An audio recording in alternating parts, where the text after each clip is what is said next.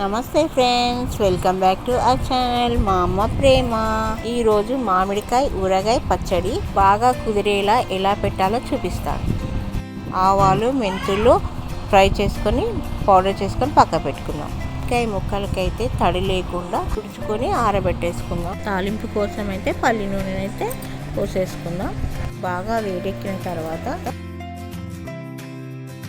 ఆవాలు, జీలకర్ర, కొన్ని మెంతులు ఫ్రై చేసుకోవాలి. అల్లం వెల్లుల్లి పేస్ట్ వేసుకోవాలి. వేడిగా ఉండడం వల్ల అల్లం వెల్లుల్లి పేస్ట్ వేయగానే పొంగుతుందండి, అందుకనే జాగ్రత్తగా కలుపుతూ ఉండాలి. చల్లారిన తర్వాత వెల్లుల్లి రెబ్బలు వేసుకోవాలి.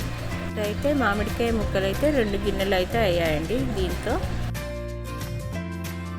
ముందుగా పౌడర్ చేసుకున్న ఆవపొడి, మెంతి పొడి అయితే వేసేసుకుందాం. ముక్కలకి పట్టేలా మంచిగా కలుపుకోండి. మామిడికాయ ముక్కలకి తగినంత కారం వేసుకొని తగినంత సాల్ట్ కూడా వేసుకోవాలి. ముక్కలకు పట్టేలా కారం, ఉప్పు బాగా కలుపుకోవాలండి.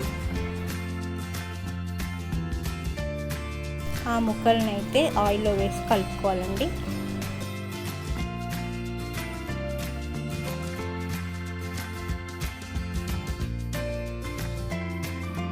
ఈ పచ్చడిని అయితే జాడీలోకి అయితే వేసేసుకుందామండి. గాలి తగలకుండా అయితే నేనైతే ఒక క్లాత్ అయితే కట్టేస్తున్నాను.